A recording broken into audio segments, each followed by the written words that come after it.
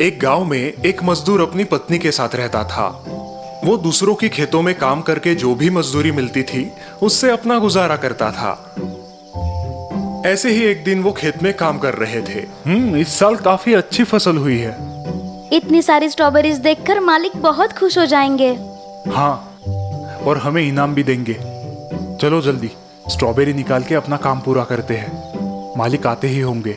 दोनों दोबारा काम करने लगते हैं। उतने में ही वहां एक चूहा आता है। चूहा स्ट्रॉबेरीज देख के खुश हो जाता है और वो स्ट्रॉबेरीज खाने लगता है। ए चूहे, क्या कर रहे हो तुम? निकल जाओ यहां से।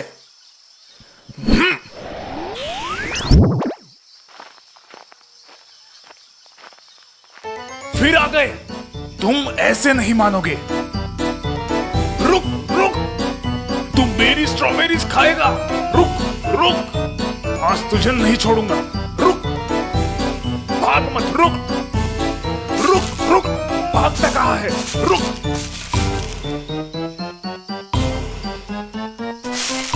उस चूहे को मारने के चक्कर में देखो कितनी सारी स्ट्रॉबेरीज बर्बाद हो गई। खेत की बहुत सारी स्ट्रॉबेरीज फावड़े की मार से बर्बाद हुई नजर आती है। तभी उस खेत का मालिक वहां पर आता है। अरे ये क्या किया तुमने? तुमने मेरी सारी स्ट्रॉबेरीज बर्बाद कर दी है। अब तुम्हें कोई मजदूरी नहीं मिलेगी, समझे?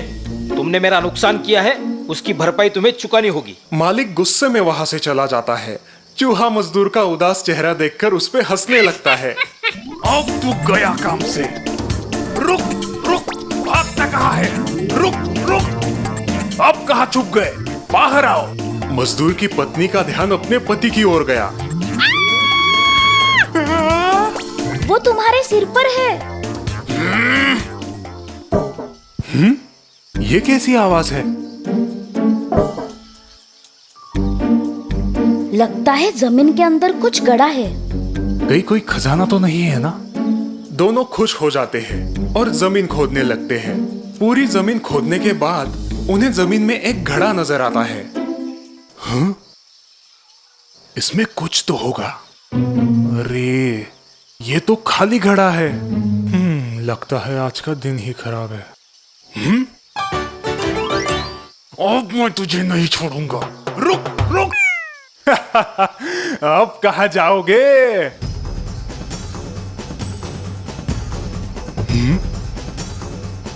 हाँ?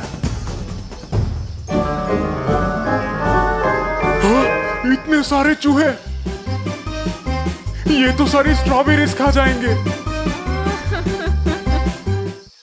ये सब आपकी वजह से हो रहा है।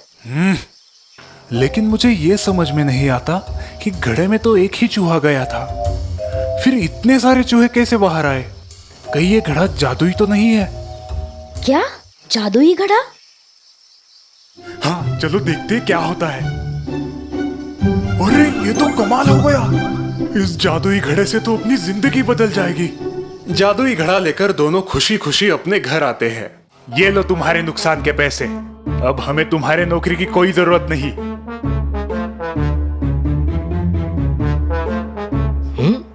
इसके पास इतना पैसा कहां से आया?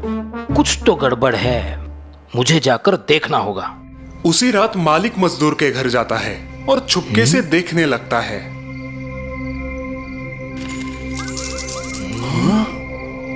ये घड़ा अगर मुझे मिल जाए तो मैं दुनिया का सबसे अमीर आदमी बन सकता हूँ।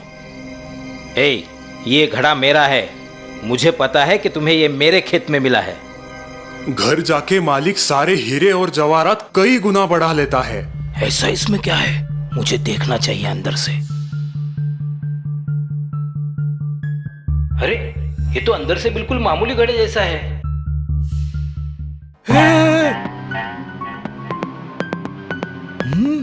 मेरे इतने सारे हमशक्ल।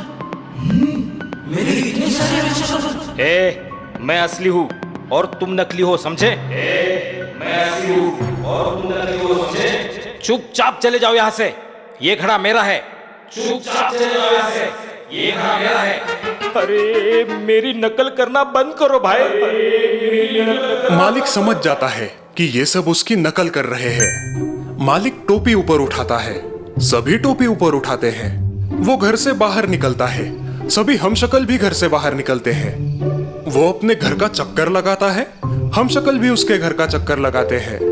वो दरवाजे के पास आकर रुक जाता है, सभी हमशक्ल रुक जाते हैं। कैसे उल्लू बनाया, कैसे उल्लू बनाया। अरे लगता है ये मेरा पीछा ऐसे नहीं छोड़ेंगे, मुझे घड़ा लेके भागना चाहिए।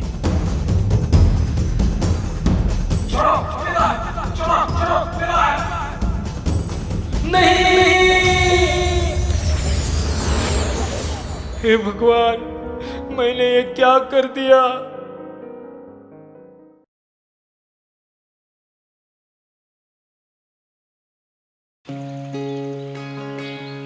मिया के 3 बेटे थे, रॉबिन, जॉन और रॉबर्ट। पति के गुजरने के बाद मिया ने बड़ी मेहनत से अपने तीनों बेटों को बड़ा किया था। तीनों ही बेटे होनहार और नेक थे। रॉबिन की अनाज की दुकान थी, जॉन एक चर्च में काम करता था और रॉबर्ट किसी व्यापारी के खेतों में मजदूरी किया करता था। एक दिन माइकल नाम का एक आदमी मिया के पास आया। वो अपनी बेटी जूली की शादी मिया के 3 बेटों में से किसी एक से करना चाहता था। मिया बहन, मैं हमेशा से चाहता था कि मेरी बेटी जूली का ब्याह आपके ही किसी लड़के से हो। वो बहू बन के आपके घर में आए और आपके घर की रौनक बढ़ाए। अरे ये तो हमारा सौभाग्य होगा। आप मेरे पति के पुराने मित्र जो है, और जूली भी तो कितनी प्यारी और सुंदर लड़की है। लेकिन आप उसका विवाह मेरे किस लड़के के साथ करना चाहते हैं? इसका फैसला हम 1 साल बाद करेंगे। पहले मैं उन तीनों से मिल तो लूं। इतना कहकर माइकल सबसे बड़े बेटे रॉबिन के पास गया। बेटा रॉबिन, मैं कुछ दिनों के लिए यात्रा पर निकल रहा हूँ। क्या तुम कुछ दिनों के लिए मेरी ये अनाज की बोरी संभाल सकते हो? हाँ माइकल अंकल, क्यों नहीं। आप निश्चिंत होकर यात्रा के लिए निकल पड़िए। और इस तरह से माइकल जॉन और रॉबर्ट से भी मिला और उसने उन्हें भी अनाज की एक एक बोरी संभालने के लिए दे दी और वो खुद यात्रा के लिए निकल पड़ा। करीब करीब 1 साल बाद माइकल यात्रा से लौट आया। सबसे पहले वो रॉबिन से मिलने के लिए उसकी दुकान पर पहुंचा। बेटा, मैं अपनी अनाज की बोरी वापस लेने आया हूँ। माइकल अंकल, आपको यात्रा पर गए बहुत दिन हो गए थे और कहीं आपका अनाज खराब ना हो जाए, इसलिए मैंने उसे अपने दुकान में रखवा कर ग्राहकों को बेच दिया। माफ कीजिए, मैं आपको अनाज की वो बोरी तो नहीं दे सकता, लेकिन उस अनाज को बेचकर मुझे जो पैसे मिले वो आप रख लीजिए।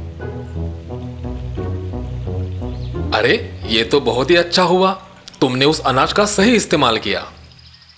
और इतना कहकर पैसे लेकर माइकल अब चर्च में जॉन के पास आ पहुंचा। बेटा, मैं वो अनाज की बोरी वापस लेने आया था। जी अंकल, मैंने आपकी बड़ी राह देखी और फिर क्रिसमस के दिन वो अनाज लोगों में बांट दिया। उन लोगों की दुआएं और आशीर्वाद हमेशा आपके साथ रहेंगे। दान धर्म, अरे वाह, ये तो बड़े पुण्य का काम है बेटा। मैं खुश हूं कि तुमने उस अनाज का सही इस्तेमाल किया। अब माइकल सबसे छोटे बेटे रॉबर्ट के पास पहुंचा। रॉबर्ट अपने खेतों में काम कर रहा था। बेटा रॉबर्ट, मैं अपनी अनाज की बोरी वापस लेने आया था। अरे माइकल अंकल, आ गए आप। आइए मेरे साथ। आपको तो पता है माइकल अंकल, पहले मैं एक व्यापारी के खेतों में काम किया करता था और बाद में मैंने उससे वो जमीन खरीद ली और उसे कसके आपने दिया हुआ अनाज उसमें बो दिया। फसल बड़ी अच्छी आई और मुझे मुनाफा भी बहुत हुआ। उसमें से कुछ बोरियां मैंने यहाँ पर संभाल के रखी है। आप उसमें से जितनी चाहिए उतनी बोरियां ले सकते हैं। बेटा, उसकी कोई जरूरत नहीं, ये सब तो तुम्हारी मेहनत का ही फल है। मैं तो सिर्फ तुम तीनों भाइयों की परीक्षा लेना चाहता था। परीक्षा? वो किस लिए? तुम्हें जल्द ही पता चल जाएगा।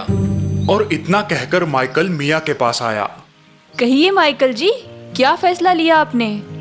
मिया बहन, मैं अपनी बेटी जूली की शादी आपके सबसे छोटे बेटे रॉबर्ट के साथ करना चाहता हूँ, क्योंकि उसी ने मेरे दिए हुए अनाज का सही इस्तेमाल करते हुए अपने होनहारी और मेहनती होने का सबूत दिया है। वही मेरी बेटी के लिए सबसे काबिल लड़का है। अरे वाह माइकल जी, मुझे आपके इस फैसले से बड़ी खुशी हुई। आखिरकार आपकी जमाई की खोज पूरी हो ही गई। हाँ बहन, मुझे मेरा जमाई मिल गया। और इस तरह से माइकल की बेटी जूली की शादी मिया के सबसे छोटे बेटे रॉबर्ट के साथ हो गई और दोनों ही एक सुखी दाम्पत्य का जीवन बिताने लगे।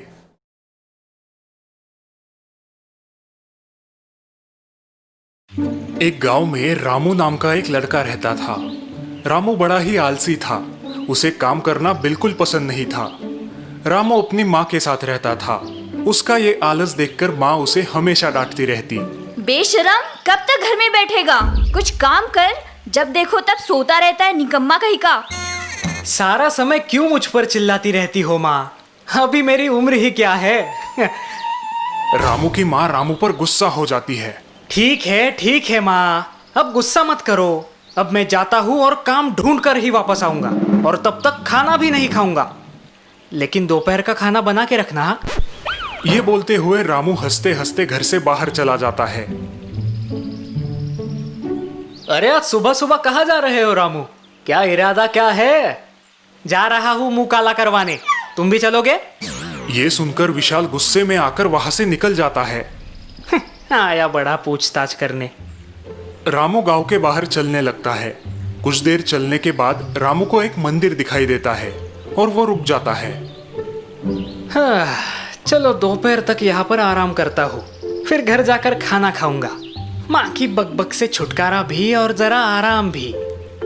रामू मंदिर में सो जाता है।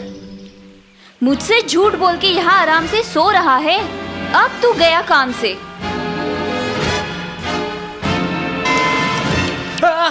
ओए, मत मारो माँ, मत मारो।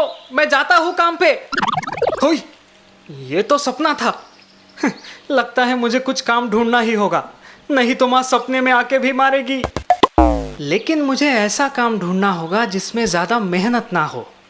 मैं कर दूंगा तुम्हारे सारे काम, तुम करना सिर्फ आराम ही आराम। अरे कौन बोला भाई? किसकी आवाज है? हुनर मेरा लाजवाब है, ये मेरी आवाज है। रामू का ध्यान उस बोलने वाले शंख पर गया और रामू हैरान हो गया। क्या तुम एक जादुई शंख हो? हाँ, मैं तुम जो कुछ भी चाहोगे वो सब दे दूंगा। क्या तुम मुझे इतना पैसा दे सकते हो जिससे मुझे कभी कोई काम करने की जरूरत ना पड़े? हाँ जरूर, लेकिन तुम्हें उसके बदले में मेरा एक काम करना होगा। क्या तुम तैयार हो? कौन सा काम? बोलो। तुम्हें मुझे एक बोरी चावल के नीचे दबा के रखना होगा। अगर तुम ये काम कर सकते हो तो मैं तुम्हें बहुत सारा पैसा दूंगा। अगर नहीं कर पाए तो एक सीख मिलेगी। यह तो बड़ा ही आसान काम है। जादुई शंख की बात सुनकर रामू खुशी खुशी घर आता है और चावल की एक बोरी उठा लेता है। माँ उसे इसके बारे में पूछती है, मगर रामू अपनी ही धुन में है। गांव के लोग भी रामू की खुशी देखकर हैरान है। रामू चावल की बोरी लेके मंदिर आता है और थोड़े चावल बिछाकर जादुई शंख को उसके ऊपर रखता है और बाकी बोरी के चावल शंख पर डालने लगता है। शंख पूरी तरह से ढक जाता है। रामू खुश हो जाता है। तभी अचानक चावल नीचे से खिसकने लगता है और शंख ऊपर आता है। ये ऊपर कैसे आ गया? करो और एक बार कोशिश करो। रामू शंख को फिर से ढकता है, लेकिन शंख वापस ऊपर आ जाता है। रामू बार बार कोशिश करता है, लेकिन शंख ऊपर ही आता रहता है। रामू पसीने से लथपथ हो जाता है और थक जाता है। गांव के लोग रामू की हालत देखकर रामू पर हंसने लगते हैं। अरे रामू, तुम बूढ़े हो जाओगे, पर शंख को चावल के नीचे नहीं दबा पाओगे। शंख कभी चावल के नीचे नहीं दबता रामू। गांव वाले रामू पर हंसते हैं और वहां से निकल जाते हैं। रामू हताश होकर वहीं बैठ जाता है। इतनी मेहनत करके मुझे कुछ नहीं मिला। ऐसे कैसे? एक सीख तो जरूर मिली ना। कौन सी सीख? बिना मेहनत के दुनिया में कुछ नहीं मिलता।